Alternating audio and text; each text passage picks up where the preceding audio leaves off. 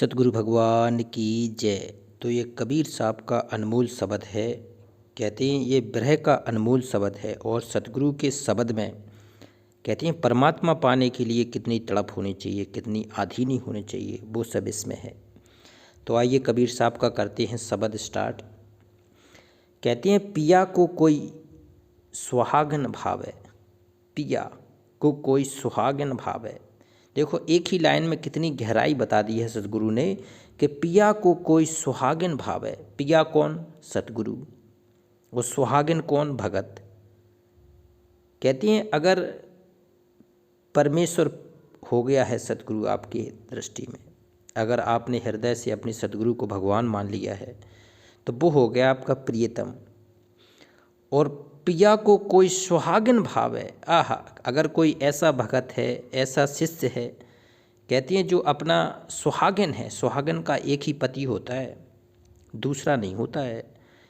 कहती हैं मन कर्म वचन से जो सुहागिन है वो किसी दूसरे की तरफ कहती है मन में विचार तक नहीं करती है, तो ऐसी सुहागिन मानी जाती है। तो कहती हैं ऐसी सुहागिन को उसका प्रियतम उसे कहती हैं पूर्ण समर्पण भाव से अपना लेता है। तो ऐसी सुहागन बनना है हम जो भक्ति कर रहे हैं, भगत करने वाली आत्माओं को सुहागन बनना है सतगुरु के प्रति। कहती हैं चित चंदन को निस्दिन रगरे, चित चंदन को निस्दिन रगरे और चुन चुन अंग लगावे चलावे और अति सुगंध बोले मुखबानी यह विधि खसम बनावे। देखो कहती हैं चित चंदन को निस्दिन रगड़े और चुन चुन अंग लगावे।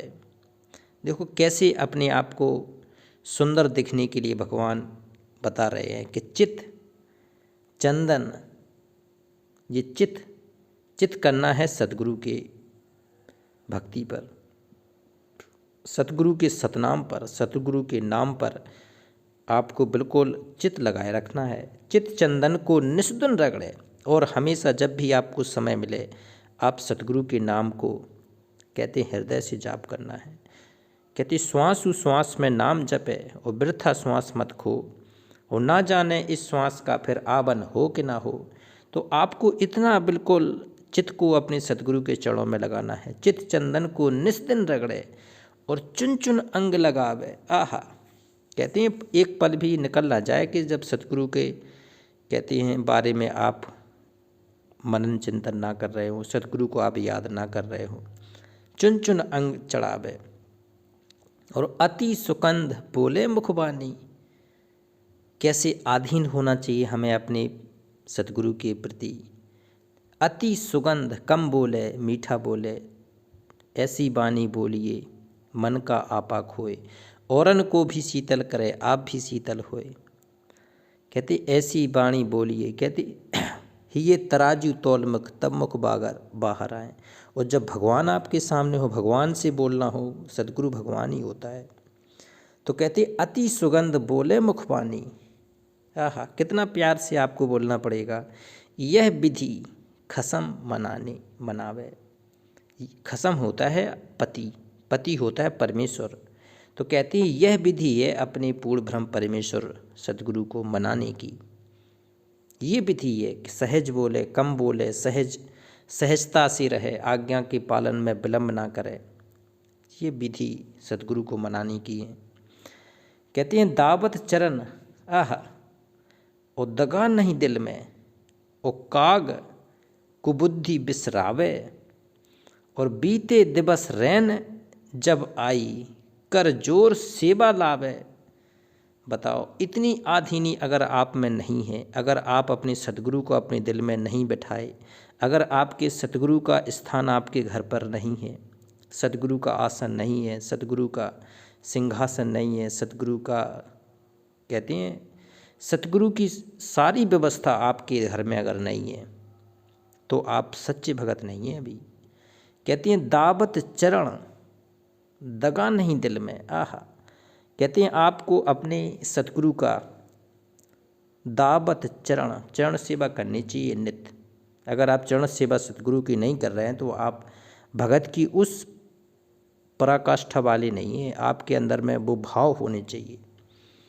कहते हैं सतगुरु अगर भगवान है तो भाव का भूखा है कि दावत चरण, आपको चरणों की सेवा करनी ही करनी है अगर आप भगवान मानते हैं। और दगा नहीं दिल में बिल्कुल प्रेम होना चाहिए, समर्पण और विश्वास होना चाहिए, किसी प्रकार का दगा नहीं होना चाहिए अंदर से। सूक्ष्म रूप से भी सतगुरु देख लेता है कि आपके दिल में क्या चल रहा है, सतगुरु के प्रति प्रेम है कि नफरत है।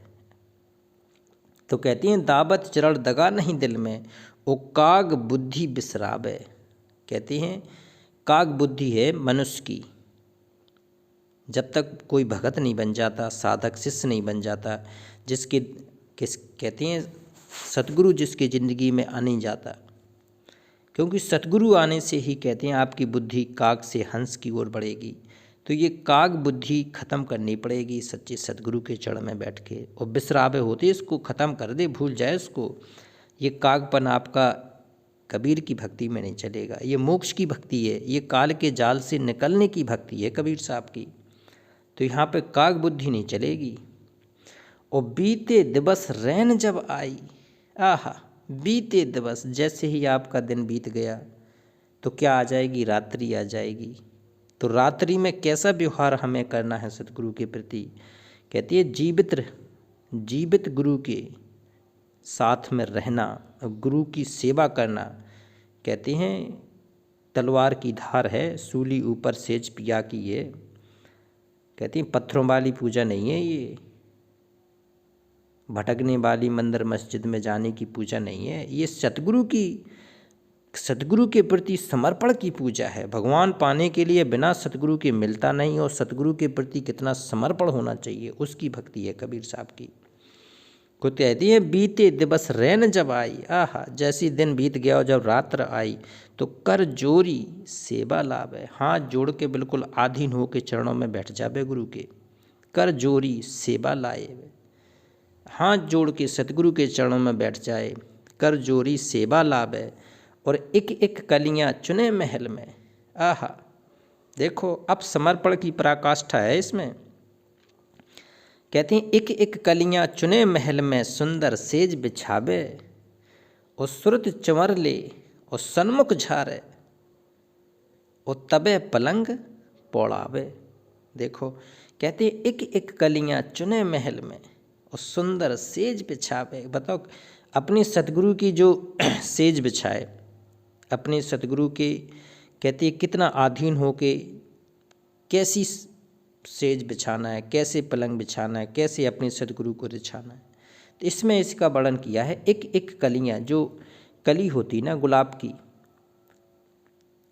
जो सुगंधित पुष्प होते हैं, कहते हैं उसकी एक एक कलियों को चुने और फिर अपने कहते हैं घर मंदिर में लेके आए उसको। और फिर जहाँ आपका सतगुरु का सिंहासन है, सतगुरु का जहाँ पलंग है, बिस्तर है, जहाँ सतगुरु आपके आराम करते हैं, कहते हैं उसकी सुंदर सेज बिछावे। उस सुंदर सेज पे आपको जो गुलाब की कलियाँ सुंदर सुंदर फूल वाले बिछाना पड़ेगा कि हमारे गुरु यहाँ बैठेंगे, यहाँ से आएंगे, यहाँ से जाएंगे। एक भाव होना चाहिए आपका, जैसे आपने देखा होगा सबरी के जो भाव थे, उससे भी अधिक आपके भाव होना चाहिए आपके अपने गुरु के प्रति। एक एक कलियां चुने महल में सुंदर सेज बिछावे, और सुरत चंवर ले और सन्मुख झारे, तबे पलंग पौड़ावे। कहते हैं जो आपकी सुरत है ना, सुरत चंवर ले, चंवर होता है जब सतगुरु बैठता है तो उसके ऊपर प्रेम से चौर किया जाता है, ऊपर कहते हैं पंखे जैसा ऊपर हिलाते थे। तो कहती हैं सुरत चंवर ले सन्मुख झारे, और तबे पलंग पुड़ावे। पहले सुरत चंवर से अच्छी तरह से उसको साफ करे, सन्मुख झारे, सतगुरु के सामने बिल्कुल आराम से शांत होके ये क्रिया करना है। तबे पलंग पुड़ावे, और मगन रहे नित मगन झरोखे, और झलकत बदन छिपावे। और मिल दुल्हा जब दुल्हन सो है, आह दिल में दिलई मिलावे। कहती है मगन रहे नित मगन झरोखे। आपको अंदर से प्रसन्न रहना है। जैसे ही आपका सतगुरु आपके पास आ जाए, आपके पास रहने लग जाए, आपके सतगुरु कहते हैं कैसा भाव होना चाहिए, तो मगन रहे, अंदर से प्रसन्नता होनी चाहिए कि हमारे भगवान हमारे घर आए हैं, गुरु हमारे घर है। झलकत बदन छिपावे, आहा कैसी आधीनी, कैसी शर्म और कितनी तत्परता होनी चाहिए आपके अंदर। और मिल दुल्हा जल दुल्हन से हो, दुल्हा है ये परमात्मा सतगुरु और दुल्हन है ये भगत आत्माएं जो शिष्य हैं, साधक है, अपने सतगुरु को याद कर रही हैं, सतगुरु की भक्ति करके मोक्ष की ओर अग्रसर हो रही हैं। तो कहते हैं वो दुल्हन सो है दिल में दिल ही मिलावे। कहते हैं दिल में दिल मिल जाना चाहिए। अगर दिल से आपका दिल नहीं मिल रहा है, अगर आपका सतगुरु के प्रति प्रेम नहीं बढ़ रहा है, दिल नहीं मिल रहा है, एकाकार नहीं हो रहा है, आत्मलीन अगर आप नहीं हो रहे हैं, तो आप भगत नहीं हैं अभी। कहे कबीर भाग वही धन के, आहा कहे कबीर भाग वही धन के पतिव्रता बन आवे। देखो कहते उस पतिव्रता भगत का भाग्य है जिसने अपना सब कुछ अपने सतगुरु के चरणों में न्यौछावर कर दिया हो, अपने सतगुरु के प्रति पूर्ण समर्पण हो गया हो, और सतगुरु ही उसके लिए कहते हैं सब कुछ हो। कहते हैं उसके धन धन भाग हैं, उसके भाग धन हैं कि वो काल के जाल से निकल के सीधा सतगुरु के लोक चला जाएगा, पूर्ण ब्रह्म परमेश्वर के लोक चला जाएगा, सतलोक चला जाएगा। तो ये शब्द रूप में भगवान कबीर साहब प्रकट हैं, इनके साथ चलने की तैयारी करना है। कहते हैं वो समय आ गया है अब सतलोक जाने का। एक बार जयकारा लगाते हैं अपने सतगुरु की। पूर्ण ब्रह्म परमेश्वर अविनाशी राम सत कबीर भगवान की जय।